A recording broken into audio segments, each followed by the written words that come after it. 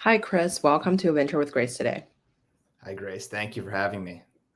So this morning, not only this morning, but prior to this, I've been like stalking your other interviews. I hear that you're from Boston and that your dream was to be a lawyer, and you were originally a software engineer. I feel like a lot of our audience are probably going to relate to that since like I live in Silicon Valley, most of the listeners are working in tech. And to give the audience a little bit of your background, do you want to share a little bit more about yourself from like software engineer to working in Red Bull to kombucha to, Chamberlain Coffee today? Yeah, absolutely. I finished college right, in sort of the early 2000s, right at the height of the internet boom, right at the height of pets.com. And so I thought software was what I wanted to do. And so I went and got a job as a software engineer, and I was terrible at it. And so I decided maybe this isn't for me. Where's my real passion? And it was in consumer. So went back to grad school, and after that, did some consulting work in consumer, and have just since then, for the past 15 years or so, spent my time in the beverage industry, and have worked for large companies like Heineken and Red Bull, in strategy and M&A roles, and I've also led smaller companies like my own brewery in New York. I've worked in the kombucha space, and now here I am running Chamberlain Coffee. Amazing. For the audience who don't know about Chamberlain Coffee, obviously it's started by Emma Chamberlain, and she is one of the top influencer in the YouTube space.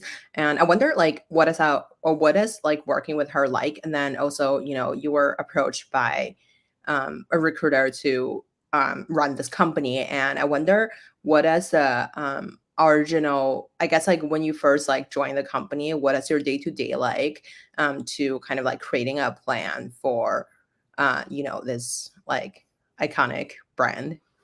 Sure. Yeah, working with her is great, and I think we have a unique setup where we don't have a talent led brand with a talent who's sort of a hired gun. We have a brand that was founded by someone who's passionate about the space, and so she plays a lot of roles, from being part of our marketing arm to leading our creative to being deeply involved in the strategy of the company.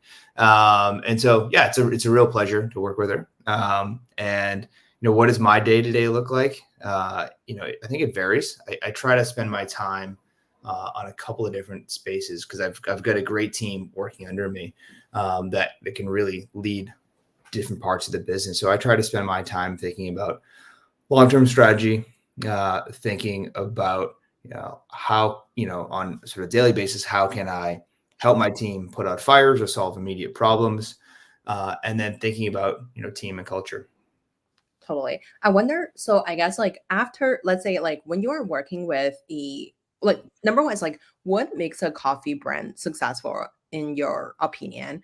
And from, you have been running successful like brewery slash like also like kombucha company. And I wonder like what are some lessons that you've learned from running these other premium food or beverages brand to that you kind of like applied into Chamberlain Coffee? Yeah, look, I think you've got to have three things. The first is really high quality product.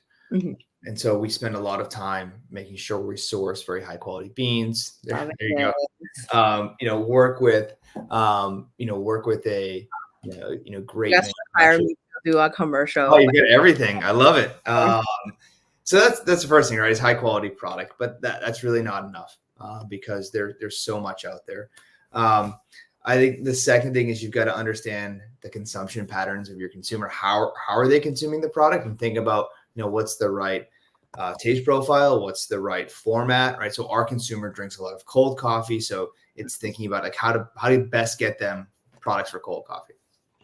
And then the last thing is brand, right? You've got to differentiate on brand. You've got to speak to your consumer, engage with your consumer, be part of that community. And so we try to do all those three things simultaneously to build our brand. Totally. I saw that like the other day I was listening to prepare for our interview. I listened to the CMO of your company talk about like, how Emma would, when you guys are launching, I believe in Walmart. So was it Walmart or like Mhm. or that she dressed up as a mascot? And I Yeah. wonder like so I guess like I have a couple questions there. To like work with an amazing influencer, like number one is like what does it take? And then number two is like how do you have like a standalone brand that will also have the longevity even when an influencer is not the predominantly like influence to drive people to the brand. Yeah, I think when you're working with a talent and a creator, it's important to leverage them to build your audience of the audience they already have, Mhm. um, and especially with someone who has a highly engaged audience, right? You have immediate attention and awareness of your brand, but you've got to go beyond that as well. And so you've got to work with that person and say, okay, now we've captured the hearts and minds and stomachs of your audience. Like, how do we think about who the next person is? And so for us, it's building a brand that is alongside, but not solely based on a single person, because you've got to, if you want to become a big massive food and beverage company, you've got to appeal to a wider group of people. And so we want to stay true to who our audience is because we've been with them for the whole ride, but we also want to think about, okay, what other products or other things could we offer new people to get them interested in the brand? When you are doing like how do you guys like identify who is people who are shopping for Chamberlain Coffee? Because I heard from the CMO, like I think she mentioned like predominantly people are still coming because of like Emma, and like there's also like when you guys run a voice survey or something, and there's like women that are like in her 60s who would like drink this coffee. I wonder what is like the customer profile that you kind of made before creating the entire brand based off. And I wonder like how do you have like I guess like how do you make people come back? Because a lot of the influencer led brands, like people would maybe give it a try once, people shop it as some merch, right? So I wonder how do you kind of make sure that people come back for more. Yeah, look, I think with creator-led brands and talent-led brands, it's having that awareness, right, to drive people to us for the first time is very helpful. But you've got to have top quality product, and you've got to have tasty price. You've got to have good things for people to come back. I think it's the same for any company, whether you're associated with a talent or whether you're building something as a standalone brand. You've got to have high quality product for people to buy it again. That's the most important thing. And as far as consumer profiles go, like that changes for us over time, right? Especially as we move into different channels, right? So we started out as an e-commerce direct to consumer only brand. We're now on Amazon, which has a slightly different consumer profile. We're at retail, and retail has very different consumer profiles across the spectrum of different channels. Whether you're talking about mass stores like Target and Walmart and what that consumer wants, or conventional stores like Albertsons or Kroger, or natural stores like Sprouts and Whole Foods. Like those consumers are all looking for something different. Totally. I wonder how do you kind of like meet different customers like needs, and like I guess like how do you create like a strategy to like launch it into different market. And I wonder, like, just overall as a CEO who is running this company, like, I guess, like, how do you spend your time? Like, how much time do you spend on like making the product and like go to market and winning basically the mind share of the customer?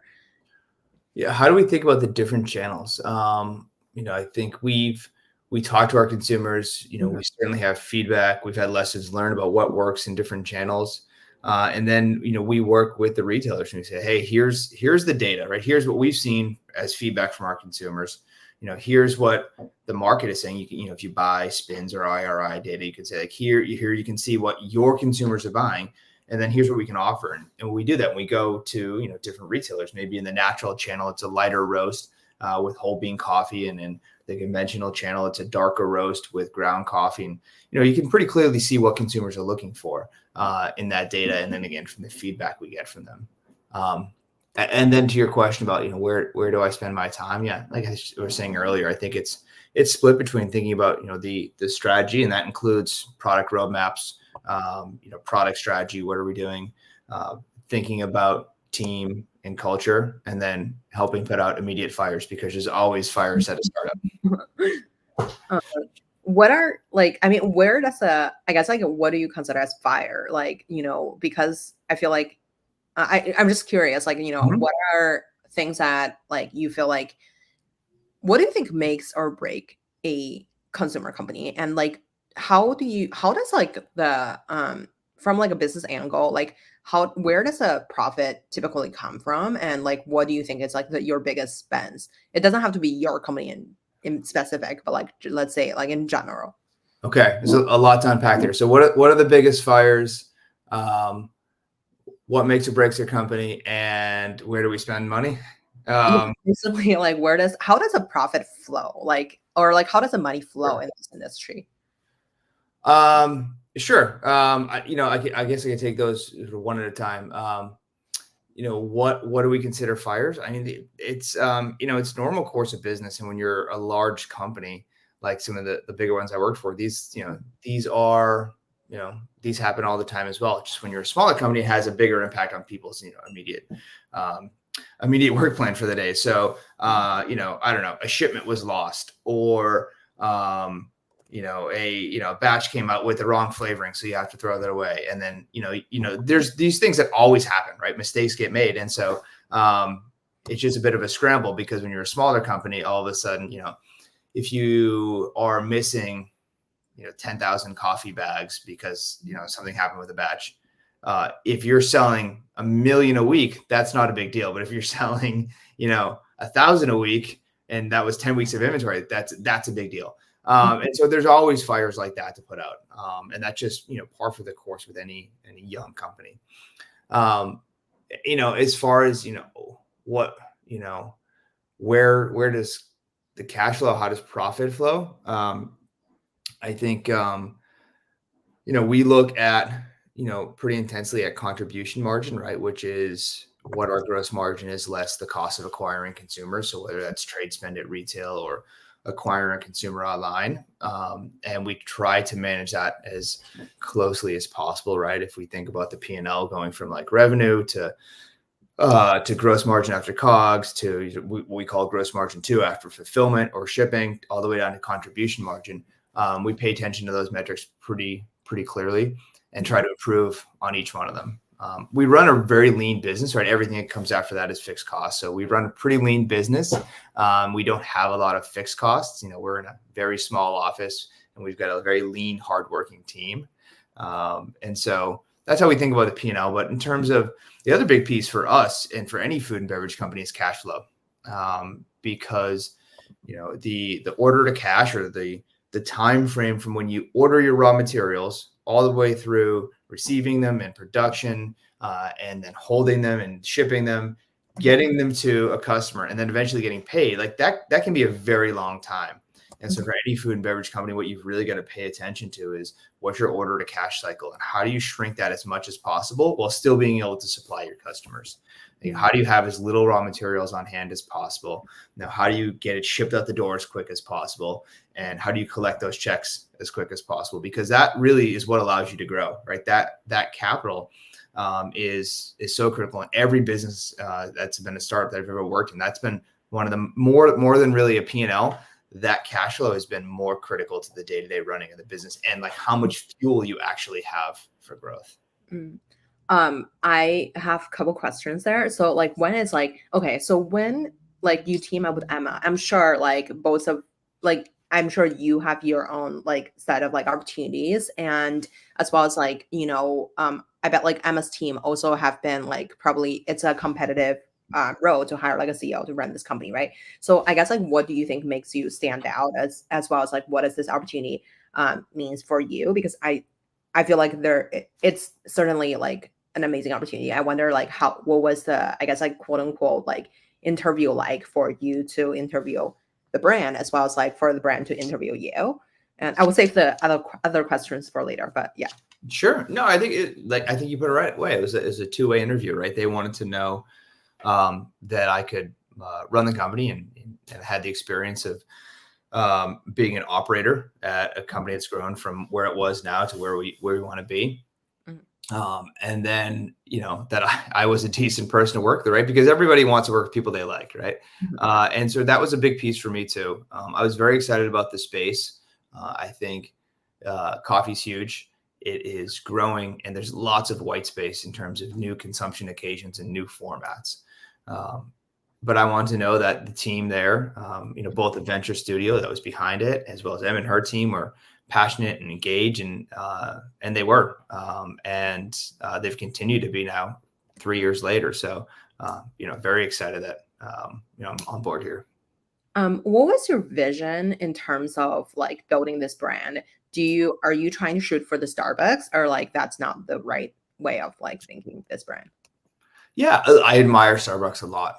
It's not the brand that we're trying to be, but it's huge. It's an incredible company. I think the two big things that I wanted to see when I joined is one, a move away from just D2C to retail, and two is into new formats. And the reason D2C to retail is important for me is because if you think about coffee, um, we're always going to have really diehard people that want to come and buy our product from us from our website. But most people buy their coffee to consume at the grocery store, right? Or on Amazon. They buy it as part of a larger basket of goods. Mhm. And so for me, it was about catering to this passionate consumer that we have that wants to buy from us online, but expanding to new consumers by going to the grocery store, going to Amazon. So that was sort of the one vision I had, is becoming a retail brand. And then the other vision is like thinking about like, how does our consumer drink coffee, right? Most of them are not drinking hot black coffee in the morning. They're drinking it, throughout the day, and they're definitely drinking it cold. And so like, how do we expand into product lines that will give them the coffee in the format they want? And for us, that was ready to drink coffee. And that's what we released last year. And it's going very well. It's in, I think, 6,500 stores now, and soon to be a lot more.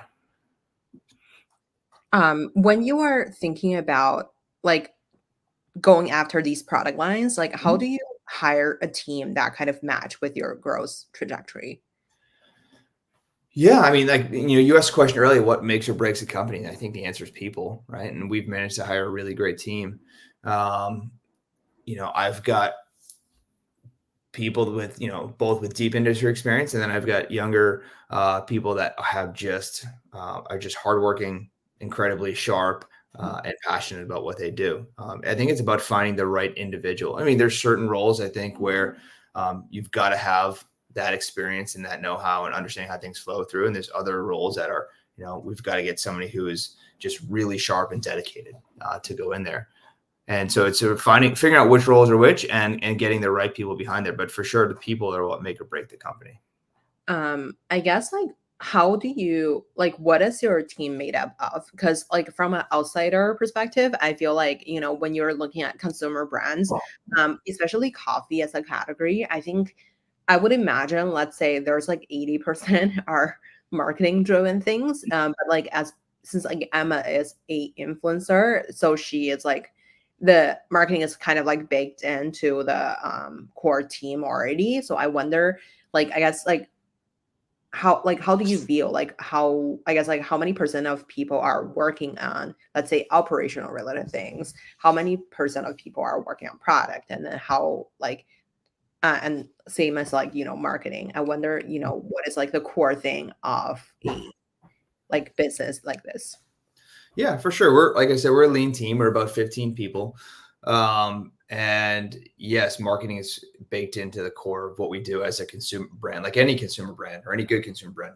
The marketing, the brand is baked in. We do it a little differently because, we have a talent who's a big piece of that marketing. But yeah, yes, creative brand is a big piece. We've got about 4 people working there. But there's a lot, right, that the consumer doesn't see. They don't need to see, right? So we have 4 people in operations, we have finance, we have e-commerce, and we have sales. So there's a lot of things that happen behind the scenes that are, not interesting to the end consumer, but, critical to our business. When you are, I guess like you also mentioned about like some part of the business should be like the veteran or like experienced people, and then some part maybe like open to like younger people to join the team. I wonder what were the things that you feel like need the experienced people. Yeah, I think, it can be really any part of the business, but I think things like sales are important to have people that understand the complexity of the network of selling into a distributor and then selling into a retailer, understanding how merchandising works for food and beverage companies. There's a lot of moving pieces there that are really, really important. I think the other piece that was important to us is having someone who's experienced in operations and understanding, again, from the sales, sort of the downstream supply chain, but understanding how, getting someone who understands how the upstream supply chain works was pretty important.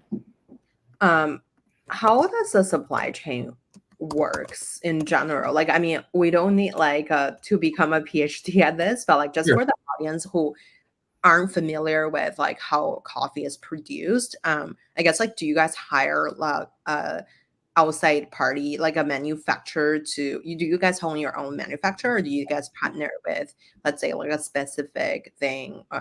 Obviously we don't need like to like know the name of the company or anything, but just curious, like how does this work behind the scene? Yeah, well, I think like a lot of food and beverage companies, we use what we call co-packers or co-manufacturers. We're deeply, deeply involved with them, and the reason for that is it's building a manufacturing plant can be capital intensive. Totally. One, and then two is as you're a really fast growth company, you can build yourself a manufacturing plant or a roastery, and then you'll outgrow that very quickly. So that's capital that's been wasted. And so until we get to a more steady state of growth, we won't open our own manufacturing plant. But instead, what we do is then, we select the best roasters out there and work pretty deeply with them in, bean selection and roast profile, and then on a daily basis on actual production. And so, the way we think about it is truly like a deep co-manufacturing relationship where we have people that are on site frequently, that are involved in raw material sourcing, involved in packaging, all the way until it ships out. I wonder, since like, I prior to this, like I've worked in China in like investing in consumer tech related things, and I've went to see, not like in coffee in particular, but like I went to see like, let's say like a makeup factory, or like I feel like the people selection or like the startup founders selection of like production is typically like, okay, so let's check like who would produce like a famous brand's product and then partner with that factory. And I like I guess like when I look at it as like a, either a consumer or like a potential investor is, what if like, every factory select the same, like not every factory, but like your competitor would select the same factory. And also if there is any kind of like product development challenge, not challenge, but like, let's say if you produce something super specific and then they just maybe like other brands will leverage the same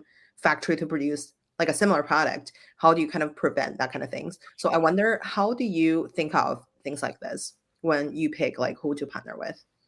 Yeah, I think when we pick who to partner with, it requires a lot of diligence of finding someone who has deep experience in what we want to do. Right. That's one. I think two is finding someone that can be flexible and work with you, because often like when you find someone who's such a great manufacturer, you're going to be a small fry to them. You're going to be a very small customer to them. So finding someone who's willing to work with you as a small customer and help you grow. So getting that flexibility, because you might be placing orders that are well below their minimum order quantities. And then I think the other thing is, how do you make sure they're not taking your product and selling to someone else? I mean, there's a lot of confidentiality agreements that go into place to make sure they're doing that. And I certainly wouldn't expect them to give me the recipe that somebody else has that they're making product for. I wonder, when you're finding like a factory to partner, how would people typically go about it? Would people hire like a consulting firm, or like would people just like, let's say I know a guy who know a guy, or there's some sort of like bidding towards this? Yeah, I mean, there are certainly markets for it. There are consultants for it. We don't use that. We do it all in house. Finding someone to roast for us, or finding someone to make our beverage. It's basically leveraging our personal networks to find somebody that can do it. I wonder if you're, let's say, like, since you have like started, companies in the past, like how, like, for example, let's say the Aqua VT. So like when you were working on like other brands in the past, like how would you kind of quickly study an industry and do the market analysis on like how you would win a category? Yeah, it's a great question. So, when I jumped into kombucha, which was totally new for me, that company had been around for 10 years, great brand, great product. I mean, the things that were important to me were speaking with consumers, doing studies on consumer behavior, like primary studies to understand, what are they interested in? Why are they purchasing the product? What's the most important thing to them? And it was fascinating because there was a lot of things that we thought, that were important, that, consumers thought other things were important. So, we thought sort of specific, selling propositions that we had were really great. And other consumers said that actually we care more about like taste and, fruit flavor profile. So really understanding the consumer is one. I think two is understanding data. So understanding, what's selling the best, what are the trends that are happening. So getting access to and purchasing Spins or IRI or Nielsen data to see, okay, which products are doing the best and why. Is it a group of flavors that are doing the best? Is it a group of products with certain nutritional profile that's doing really well? What's working? So data is a big important piece. And then I think speaking with industry experts is really helpful as well. And so whether that's key brokers or buyers, but people that are really understanding the purchasing patterns is helpful. And that's how I try to understand a new market quickly. I wonder, okay, let's say if you and I start, I don't know, a Kleenex brand or like some other like consumer good brands, how should we go about like research this space and like, what will make us different? Let's say like we're competing with literally Kleenex, and how should we go about like from manufacturing to like distributing it? Like I want to see this like this thing into Target or like Amazon. Like how should we kind of like think about this brand? Yeah, I think I would do the first three things I said, which is talk to consumers, talk to industry experts, look at data, and then do a study of the other brands that are out there. Where is the white space, right? If you understand what buyers and consumers are valuing, where's the white space that is untapped, right? Is it sort of a natural product? Is it a I guess it wouldn't be with Kleenex, but a flavor forward product, right? But like, what is the thing that's missing that can maybe consumers want in another category, but haven't yet said they want it in this category? Totally. I guess like when you are, let's say because of like, coffee is such a like saturated like market to a degree. When you were first like studying like your consumer, you mentioned like, you guys would maybe like talk to the consumer or like do survey. Like how do you pick who to talk to? Because Emma obviously have a million fans and like not a million, like multiple million fans. So how do you guys select like that's like the core group that you would go after first? How do we talk which consumer? How do we think about which consumers we talk to? Yeah, like what does it look like to actually talk to the consumer? Like, is this like I just randomly message someone who like purchased this from Connecticut and then be like, hey, want to hop on a call with our CEO? Or like how do you I mean, there's a lot of ways to do it, right? We're fortunate, we're in a fortunate position. We have really engaged consumers. So we'll talk to them over social channels. We'll also send out surveys and directly ask them like, did you like this product? If so, what did you like about it? If not, what did you not like about it? We will also do a lot of sampling events and get feedback. So nothing beats like sitting next to a consumer while they're trying your product and saying, what did you think? Where is that? I want to be there. I want to. we do it everywhere. We do it all the time, from stores to events. And then I think sometimes it's good to be a fly on the wall, like in focus groups, watching that happen, because often consumers, they may not, if you're standing right there, they may not tell you exactly how they feel. So being a fly on the wall is helpful. And then there's all kinds of alternative things, like there's things like mobile ethnography where you can work with consumers videoing themselves in store at point of purchase to say, hey, I'm standing here in front of the coffee aisle and I'm going to choose this bag of coffee, and this is why. I want a dark roast, or I want a whole bean, or I want a flavor, or this packaging is beautiful, or I want organic. And so, that's an alternative channel that I've had a lot of fun with in the past too. I wonder, so that's like the customer part. And then, you guys also raise like venture funding. I guess like, what was that journey like? And then what do you feel like is your unique advantage? And what would you say were like the biggest challenge while fundraising? Sure. What is the journey like in fundraising? I think it's it's certainly a more difficult market now to raise funds than it was, 2 years ago. But for good brands, there's always dollars out there.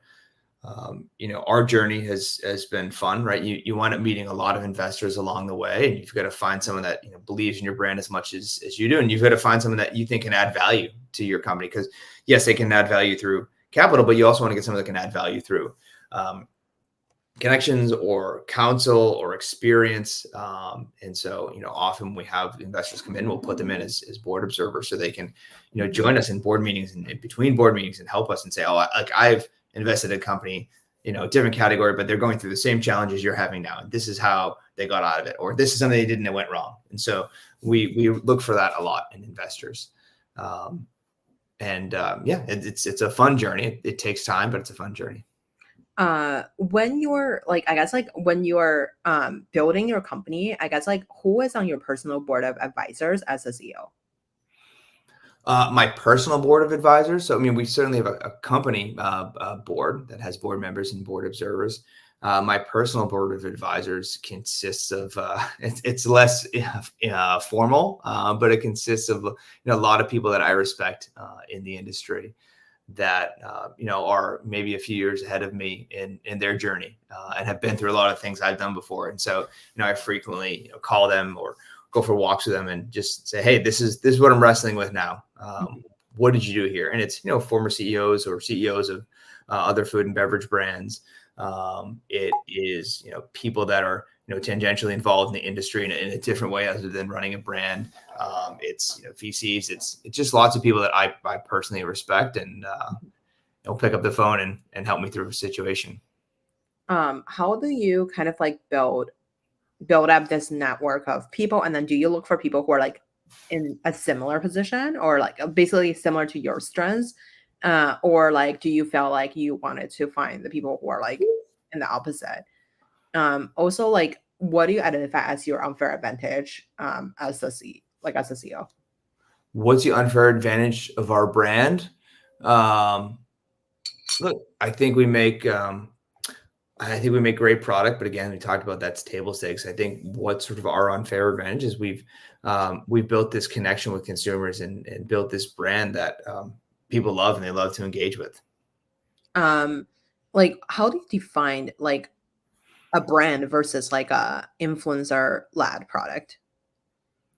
How do you found a brand versus influencer creator led product? I don't think it's very different. I think it's a different marketing tool that you have in your tool belt, but you still have to have the same fundamentals of a brand, right? You have to have a reason for being, a reason for existing. You have to great quality product. It's a very similar path. Again, you have a different set of tools in the tool belt, but it's a very similar path. Like, I guess like how I feel like one of the biggest thing about a lot of the brands are, I feel like they're very associated with one person, right? Like in this case, maybe Emma, but like I wonder like how do you guys avoid the fact that like let's say I'm sure like as an investor, maybe someone have asked you like, because of it's such tied to one person, I wonder how do you guys like kind of make sure it doesn't, go up and down because of because it's like behind like a certain strong like figure. Yeah, like how do you kind of like I don't know if you want to like I guess like how do you guys associate with the brand influencer if something happened to the influencer? Yeah, look, I think any brand throughout its life can have challenges and can have things happen, right? And so I don't think it's really a question that we wrestle with. I think any brand can have good times, bad times, can have sort of ups and downs in terms of what people think of their brand. So it's important for us to continue on building the same path and the same brand that we have. I don't really think we assess all the what ifs and the counterfactuals. How often do you guys like I guess like work with Emma? Let's say like do you guys like catch up like let's say quarterly on certain goals or like do you guys like work as like oh okay so here's like our uh you know uh basically like Emma's like very baked into every single decision. How like I guess like what is a capacity or like what does a framework look like working with an influencer? Sure. Yeah, I can answer. I certainly won't answer for her, but we work very closely together to build the brand. Do you feel like so I guess like when you're looking at like other influencer like brand, let's say like Mr. Beast like chocolate bar or like Logan Paul's like prime water or something. So I wonder like when you're looking at these like other influencer led brands, what do you see as like a common like pattern that like people uh who are in your position to work with the brand are? So like basically what yeah. What? Sorry, can you reframe that for me? Yeah, yeah, totally. So these are what I consider like, brands that are actually stand out among like, many creator have their own like merch Yeah. group, right? Like so basically people are selling hoodies or something, right? So I wonder like, but these are like standout like creator-led product that are decently successful. Like when you're looking at the team of all these like other successful brands, what do you see as a common pattern? Yeah, I think the most common pattern amongst creator-led brands and talent-led brands um, is the access to an audience, right, and the ability to connect with that audience. And I think the most successful ones leverage that relationship and treat it with respect and engage with that consumer. But yeah, there's a built-in immediate audience.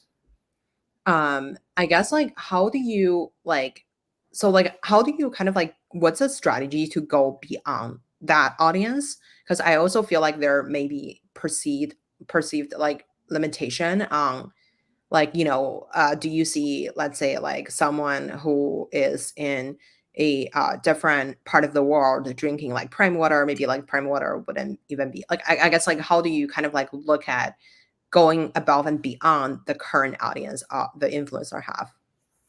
Yeah, I think it's very important to think about how do you grow beyond that creators audience. And again, that's one tool in our tool belt. But Mhm.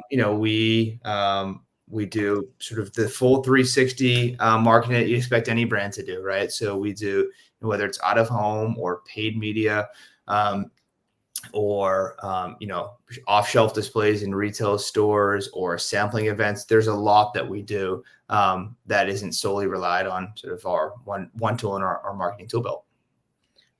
Would you say like I mean like you don't have to answer for your own like company, but like I wonder like when you're thinking about like explore other set of audience, let's say would you like if you're like running a successful consumer brand, would you say like you would let's say pick a group of customer and then create like a marketing strategy for them? Because let's say like if Emma's audience are like let's say Gen Z girls, like people who are in high school or something, and then but now you're trying to target mid 30 like men in I don't know like New York City or something. So how would you guys identify what is like the biggest like bracket of people that you want to target go beyond the existing group of shoppers?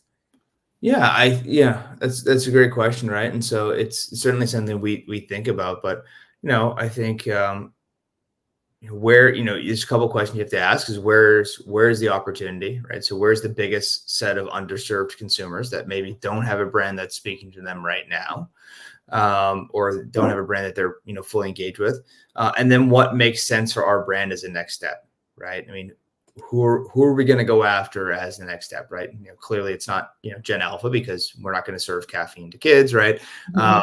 It's probably not the boomers because they have they're deeply entrenched with their coffee brands and have been for a long time. So where do we think the next set of consumers that are underserved that logically makes sense for our brand to speak to? Because while we may slightly a tweak or create a product that speaks to them more, or market in a different channel that might speak to them more, we're not going to change our brand voice. And so we've got to keep you got to keep true to who we are while reaching a new consumer through new products and new channels. Totally. By the way, I want to say hi to the audience. Hi, Artsy. Anyway, so basically, I'm also curious about like in terms of like, you know, implementing like new technology? Because I live in Silicon Valley, so everyone's talking about AI. Like, what do you think like AI or other like emerging technology is going to change how like your business function? Yeah, man, I have been wrestling with how to use AI in our business, and I don't have a great answer. Right? We still make a physical product. We still sell through physical channels. We're experimenting a little bit with, could this be a tool to help us test creative online? Could it be a tool to help us get to the right audience a little bit more efficiently, right? Instead of paying sort of less efficient paid media routes. Um, could we use AI to find a way to connect with our consumers better, right? Get better consumer feedback, but man, we still make a physical product. We still, buy beans, mostly from Latin America, roast beans, ship them on a truck to the store. And so I don't have a great answer yet, aside from like, how do we make a better, how do we make a sort of better, more informed marketing decisions?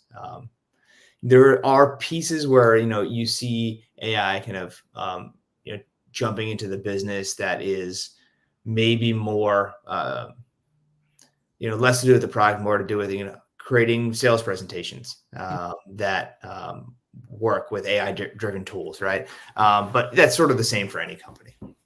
Totally. Would you guys consider working with other creators as well? We do work with a number of smaller, influencers now that help us get the message out about our brand. They're super passionate about coffee or matcha, whichever product they choose. We don't work right now with any big creators. Got it. Because I'm also curious, like, I guess like when you are looking at, let's say if like you are picking an investor, because there's some investor are listening to our show, like, so I wonder if you're picking a investor, what would be the biggest value add you expect that investor to come with? And if today someone give you like $1 million to add to your business, where would you spend the money on? Yeah, I think there's not a single place that that investors can be helpful. It can be a lot of places, and so we sell in a number of different channels that we talked about, whether it's Amazon or D2C or retail, and so they can offer specific channel expertise and say like, hey, if you decide to open up the convenience channel, or like 7-Eleven or Circle K, like here are the watchouts that you've got to think about, right? That can be helpful. It can be helpful to have somebody who has a ton of coffee experience, and so they understand all the pitfalls and trials and issues with roasting coffee and creating a product. So there's a lot of places we can get investors to plug in that's helpful. In terms of where we spend capital, a lot of it frankly goes to that cash cycle that we talked about, right? Just basically being able to provide the fuel to grow, to buy raw materials, to be able to produce, to spend, to hit these big orders that are coming through. I guess like when you are looking at the innovation in your category, or generally in the consumer goods category or premium food category, what are, let's say, three trends that you see innovation happening? What are three trends that I see innovation happening in? Interesting. That's a very specific question. There's, I think there's a lot of trends happening in the food and beverage industry. There's certainly the better for you trend, which continues. There is, I think there's a swing back from that a little bit, right? As well, you see a lot of brands out there now, no longer, they might be gluten-free and they might be low carb, but that is not what they're putting on the front of their packaging now, because I think there's a bit of a swing back from that, of people seeing that on packaging saying like, oh, this is going to taste terrible, to brands just doing that again as table stakes, but creating really amazing and flavorful products. So I think there's a bit of a, there's still a better for you trend, but there's a swing back on how do we message this and how do we taste first and benefits second. That's sort of one of the bigger things I'm seeing in the space right now. I mean, there continues to be a trend, towards plant-based products. We're all plant-based. All the milks we use are plant-based milk. So that's another one I think will continue to go. if you are like, would you consider like go to market strategy as like, to be, let's say like you serve coffee into like businesses and stuff like that? Why or why not? Sorry, can you say that again? Yeah. So, well, okay. So to give you a little bit more context, is because like, again, I feel like being in Silicon Valley, like I feel like a lot of investors will think about like, to B or to C, right? Like to customer or like to businesses. Would you consider Chamberlain Coffee No. as a big supplier for, you know, Google or like something or like someone's office? Yeah, I mean, we're good question. So we frame our business as sort of our direct to consumer, right, which is our e-commerce. So that's Mhm. Amazon in our own platform, our own website. And then we have B2B, right, which is selling into retail grocery stores. So whether that's whatever channel, if it's grocery or natural or conventional or convenience, that's one channel. And then there's another one that we haven't yet tapped yet, which I think is what you're referring to, which is food service, which is food service encompasses colleges, offices, anything that would be maybe more non-traditional channel for food and beverage. We haven't yet tapped that one, but there's a huge opportunity there as well. Totally. How do you put a brand into Target or like a big like chain brand? How does it work in Yeah. general? How does it work to put a brand in? So, most food and beverage companies will, and that's really the only industry I can speak for because that's what I'm most familiar with. It really starts with having a great product, having a brand that consumers connect with, having a reason to be in the store, right? So being able to go to Target or Walmart or another customer or another retailer and say, you should carry my product because I will bring more dollars into your store. What Mhm. they don't want to hear is like people will buy my coffee instead of buying someone else's coffee at your store because that does nothing for them, right? So you've got to be a value add to the retailer. I can bring new people in your door, or I can take the people that were in your door and not buying coffee before to now buy coffee. So you've got to really have a value add, and then from there, you really need to talk to them about which are the best products. So hey Target, I see X type of coffee moving the fastest in your store. I've got a great one. Here's all the data I have to back it up. And usually that happens. You've got to have a good sales team, but usually we have brokers as well that help us that are really tied in tight to that retailer because there's so much that happens, not just from the initial selling, but once you sell a product in, making sure it gets on shelf, making sure the promotion cycles hit at the right time, making sure you might have off-shelf displays or little tags on the shelf to happen. Like we have a sales team now of 2 people and we have lots of customers. So we leverage a broker partner to help us with all those things as well. Oh wow, that's really interesting. I've never like thought of like, you have to talk about uh your competition in a good way as, you will only add more customer into like a grocery sector, not like how you are gonna beat out like other similar products. Um when you are thinking about like, differentiating Chamberlain coffee versus Blue Bottle, Starbucks, or like any other Mhm. thing that you consider as competitor, what were, let's say, like three thinking framework that you have that like, you feel like it gives you a unique edge? Yeah, I mean, look on that first point. The reason that we need to speak like that, it's different for different categories, right? But if you think about coffee, there's generally only so much coffee that people drink in a week or a day, right? So you can't go in and say I'm going to sell, 5 times the amount of coffee that to this one consumer that Starbucks is selling because that consumer can't drink more coffee, right? So it really needs to be about like bringing new people into the category for them. It can be different, right? It can be different for maybe a soda brand that thinks they can sell or get people to drink more soda, or a popcorn brand that says they can get people to eat more popcorn. Mhm. Um, but in terms of how do we differentiate ourselves, right? Part of it is by who are we can tell the retailer, hey, our consumer is a different consumer that you don't have yet. Um, we differentiate ourselves on the brand, and then again on the product. We're more aimed towards cold brew products. Mm. Um, why cold brew? I know that you mentioned like a lot of like the customer already drink cold brew, but like what's so different from the past? Let's say why won't Starbucks have this strategy? Starbucks does. Actually, Starbucks is retro. Yeah. So, yeah, if you look at their latest earnings reports, I think it's well north of 70% of their drinks are cold now. If you look at chains that skew towards a younger demographic, like Dutch Brothers, they're north of like 80-85% are cold drinks. And so this is how consumers are drinking now. Our consumer profile is almost entirely cold brew. It's just the taste profile of the U.S. is changing towards cold coffee. Mm. Why there's a shift in this? Why is there a shift in taste profile? Yeah.